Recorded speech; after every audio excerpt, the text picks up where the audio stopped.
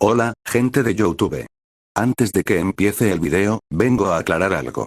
La historia que verán no es mía, sino de esta usuaria que estará apareciendo ahora mismo en pantalla. Además, cuento con su permiso para subir esta historia. Sin nada más que decir, que empiece la historia. Capítulo 1. La promesa de los niños. Acto 1. El día que no tenía nombre.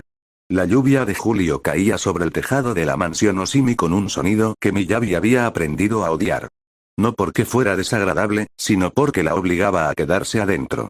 Y adentro, en una casa donde los adultos susurraban sobre contratos y facciones, donde los pasillos olían a tinta de los documentos que su padre firmaba hasta la madrugada, una niña de 7 años no tenía mucho que hacer. Miyabi Oshimi estaba sentada en el suelo de la sala de estudio, con las piernas cruzadas sobre un cojín de seda que ella misma había desplazado de su lugar original porque allí no le gustaba la luz. En sus manos tenía un libro de caligrafía que no leía. En realidad, dibujaba en los márgenes pequeñas figuras con espada. Dragones que no parecían dragones. Una casa con una puerta demasiado grande para su tamaño. Señorita Miyabi, dijo la sirvienta de la puerta, una mujer sin nombre que ella solo reconocía por el sonido de sus zapatillas. Su padre ha llegado. Miyabi no levantó la vista. Su padre llegaba todos los días. Nunca era interesante. Trae a alguien, continuó la sirvienta, como si eso fuera información relevante. ¿A quién? No lo sé, señorita. Un niño. Miyabi dejó el lápiz. Eso sí era interesante. El vestíbulo principal de la mansión Oshimi era un espacio diseñado para intimidar. Miyabi lo sabía porque ella misma se había sentido intimidada allí de pequeña, antes de aprender que los espacios grandes solo eran grandes, y que el eco de los pasos no era más que física. Ahora, a sus 7 años, cruzaba ese vestíbulo con la seguridad de quien ha decidido que un lugar le pertenece. Su padre estaba de pie cerca de la puerta, aún con el abrigo de lluvia puesto, goteando sobre el mármol. A su lado, un guardaespaldas sostenía algo envuelto en una chaqueta impermeable. No algo. Alguien. Miyabi se acercó. No corrió. Las niñas del clan Oshimi no corrían. Pero caminó más rápido de lo que sus zapatos permitían con elegancia. ¿Es un regalo?, preguntó, deteniéndose a 1 metro de distancia. El padre Oshimi frunció el ceño. Tenía una cara hecha para fruncir el ceño, pensaba Miyabi. Líneas profundas que no eran de edad sino de decisión, como si cada día hubiera elegido preocuparse un poco más. Es un huésped, dijo. Un accidente en el distrito este. Colapso de una estructura. ¿Sus padres se murieron? Miyabi no sonó horrorizada. Sonó interesada. La misma curiosidad con la que preguntaba por los insectos que encontraba en el jardín. Miyabi. ¿Y se queda aquí?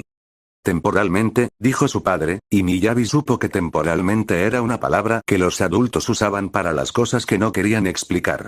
El guardaespaldas movió la chaqueta. El niño estaba empapado, aunque no parecía mojado. Era como si el agua no lo tocara realmente, como si pasara a través de él. Tenía el cabello oscuro pegado a la frente, ojos que no miraban a ningún lado en particular, y una boca que no temblaba. Miyabi notó eso primero, que no temblaba. Los niños que llorían temblaban. Los niños que tenían miedo temblaban.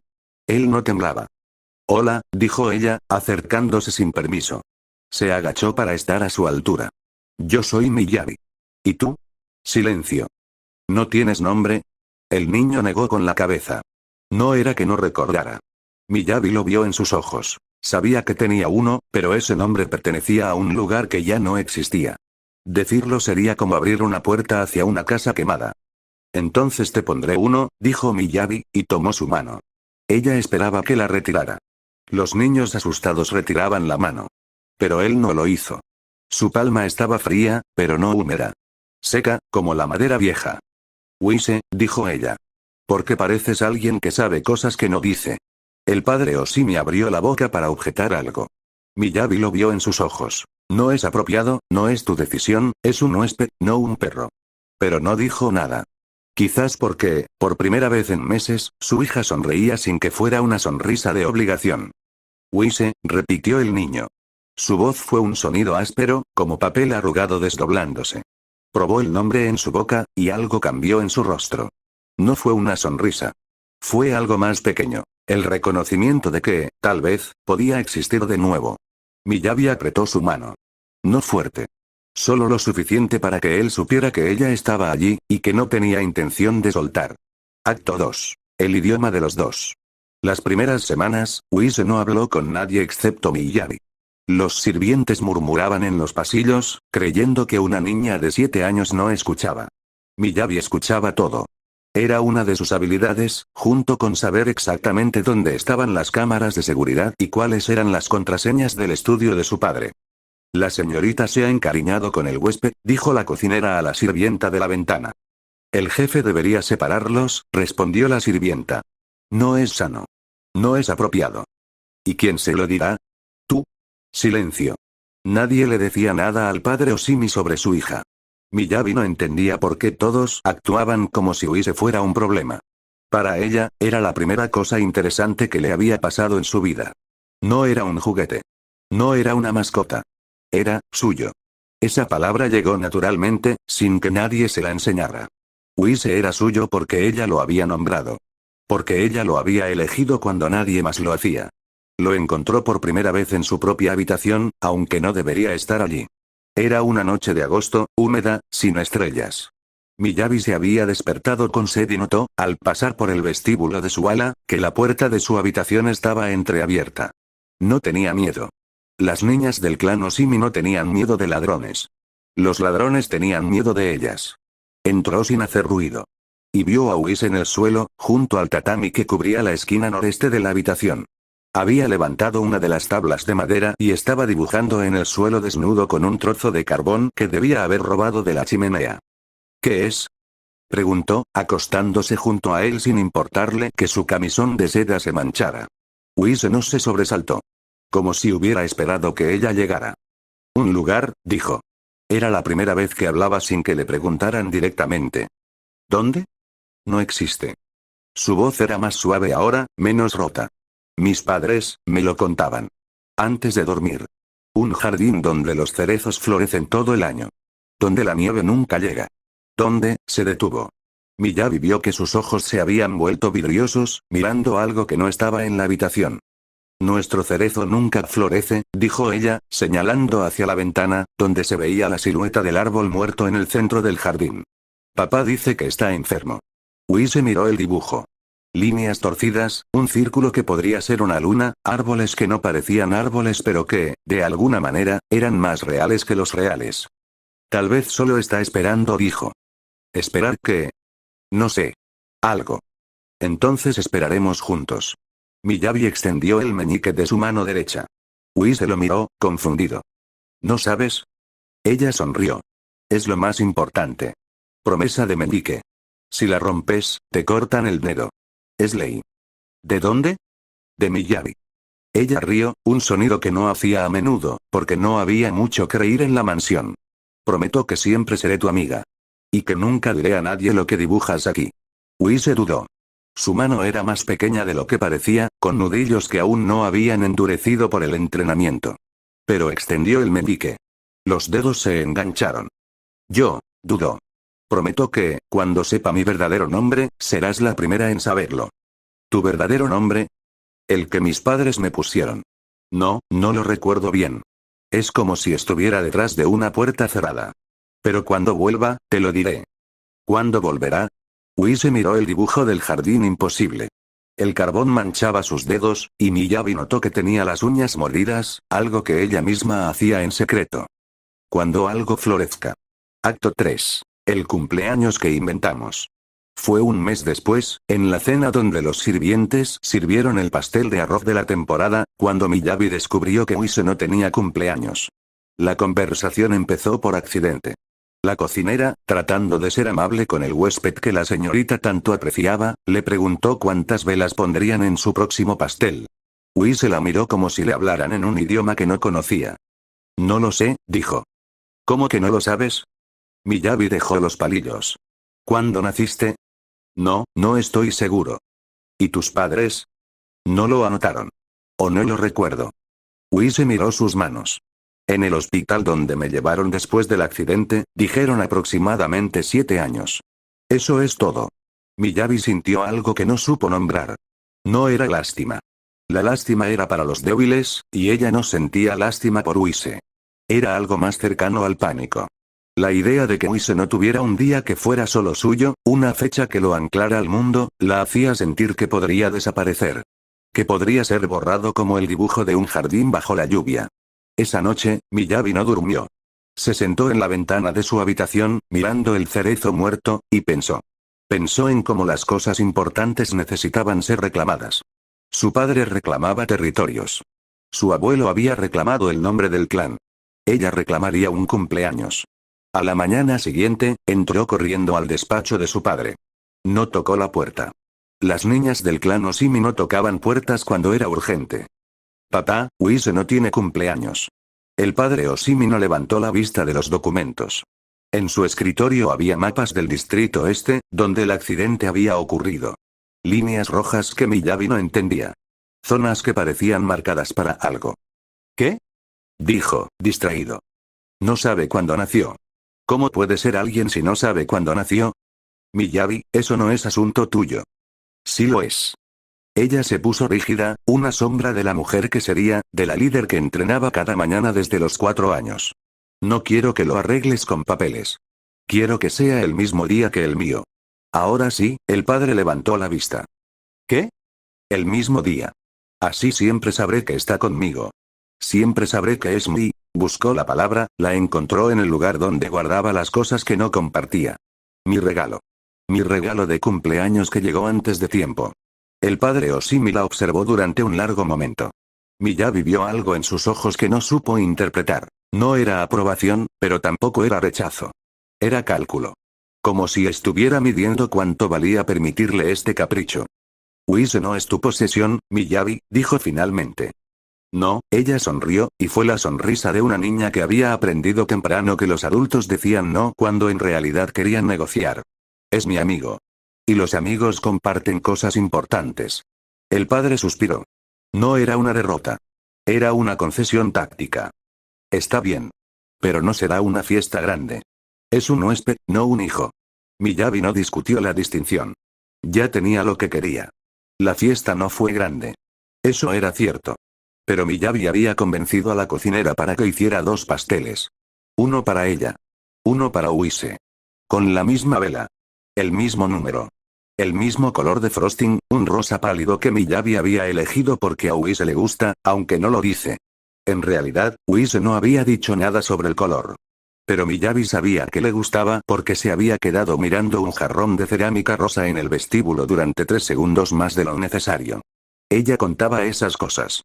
Tenía una lista mental de todo lo que Uise miraba, tocaba, o evitaba. La fiesta fue en el jardín, bajo el cerezo muerto. Miyabi había robado una manta del almacén de invierno y la había extendido sobre el césped húmedo. Los pasteles estaban en el centro, con una sola vela cada uno. No había invitados. No había sirvientes. Miyabi los había echado con una mirada que había copiado de su padre. Sopla la vela, ordenó, sentada frente a Uise con las piernas cruzadas. No tengo deseo. Mentira. Todo el mundo tiene deseos. Los míos. Uise miró la vela, su reflejo bailando en la llama. No son buenos. Son pesadillas. Miyabi se acercó. Tanto que sus hombros casi se tocaban. Tomó su mano. No la meñique esta vez. Toda la mano, entrelazando sus dedos fríos con los de él. Entonces desea que yo esté ahí cuando tengas pesadillas. Yo desearé lo mismo. Así ambos tenemos el mismo deseo, y las velas no se confundirán. Uise la miró.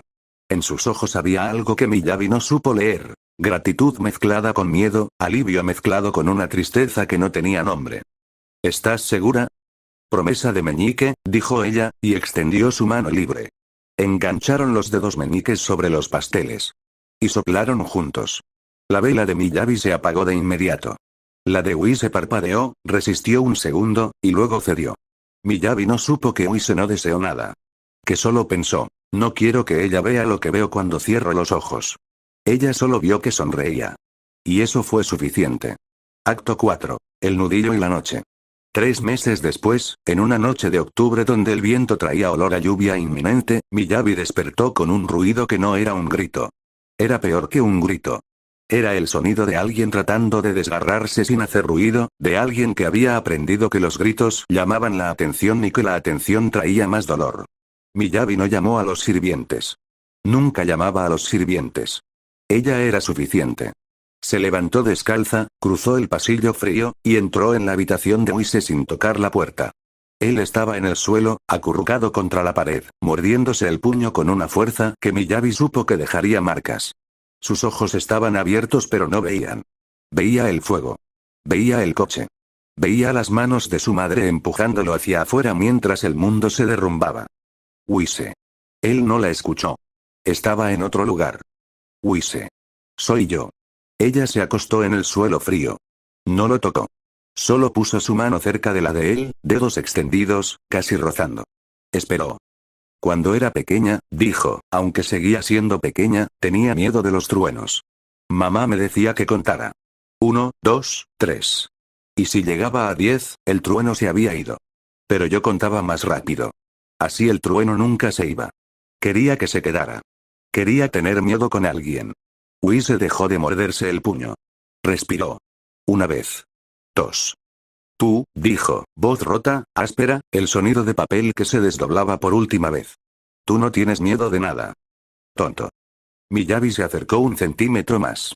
Sus nudillos casi tocaban los de él. Tengo miedo de que te vayas. Eso es peor que los truenos. Los truenos solo hacen ruido. Tú haces que las cosas tengan sentido. Wise giró la cabeza. La miró. Y por primera vez, Miyabi vio que él también la había estado observando. Que él también la había estado eligiendo, día tras día, en silencio, en la sala de estudio, en el jardín, en las noches donde ella se quedaba dormida junto a sus dibujos. Promesa de meñique, susurró ella. No es de noche. No es momento de promesas. Todas las noches son de promesas, dijo Miyabi, y extendió el meñique. Wise miró su dedo. Pequeño. Frágil. Ofrecido sin condiciones.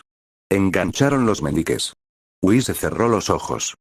Prometo, dijo, que si alguna vez me voy, te llevaré conmigo. Miyabi sonrió. Era la sonrisa de una niña que creía haber ganado. No entendió que Wise no había prometido quedarse. Había prometido que, si se iba, ella iría con él. Y había formas de ir con alguien que no implicaban estar juntos. Acto 5. El año que todo parecía posible. Los meses siguientes fueron los que Miyabi recordaría como los únicos verdaderamente suyos. Ella y Wise, con 8 años, estudiando juntos en la sala de estudio donde ella antes se aburría sola. Él era más rápido con los números, ella más creativa con las palabras. Se complementaban sin discutir, como si sus cerebros hubieran sido diseñados para funcionar en paralelo. Entrenaban juntos en el dojo del ala oeste. Ella era más fuerte, con movimientos que su padre describía como precisos pero impulsivos. Él era más preciso, cada gesto calculado, como si aún no confiara del todo en que su cuerpo le pertenecía. Cuando practicaban katas juntos, los instructores murmuraban que parecían bailar. Miyabi no sabía que era un baile, pero le gustaba la idea. Robaban dulces de la cocina. Wise se distraía mirando los utensilios mientras Miyabi tomaba los pastelitos. Ella le decía que era su cómplice, y él asentía con una seriedad que la hacía reír. Construyeron un fuerte en el ático del ala norte, una habitación que nadie usaba porque estaba maldita según los sirvientes. Miyabi no creía en maldiciones. Wise tampoco, pero le gustaba que ella lo dijera primero. En ese fuerte, guardaron sus tesoros. Los dibujos de Wise, las cintas de Miyabi, una caja de galletas vacía que habían convertido en cofre del clan. El cerezo siguió muerto. Pero ahora Wise le dibujaba flores con tiza en la corteza, pequeños pétalos rosas que se desvanecían con la lluvia. Miyabi los miraba y creía que eran reales, que el árbol florecía en secreto, solo para ellos. Ese año, Miyabi Oshimi cumplió 8 años. Wise también. O eso creían. O eso decidieron. O eso prometieron. En primavera, corrieron por el jardín persiguiendo una mariposa que no debería estar allí, una mariposa blanca que había aparecido de la nada. Wise se detuvo primero, mirando hacia atrás, y Miyabi chocó contra él. Se rieron, cayeron al césped, y el sol estuvo tan alto, tan cálido, que por un momento todo pareció posible. Desde una ventana del segundo piso, una sirvienta observaba. No era importante. No tenía nombre. Era solo una figura borrosa en el fondo, intercambiable, desechable. Pero la cámara se quedó en ella un segundo más de lo necesario. Porque aunque no era Yanagi, aunque no era nadie, era el primer ojo ajeno que había visto algo que Miyabi no veía. Que Wise, incluso riendo, incluso cayendo con ella en el césped, miraba el horizonte como si esperara que algo llegara. O como si esperara que algo se fuera. Fin del capítulo 1.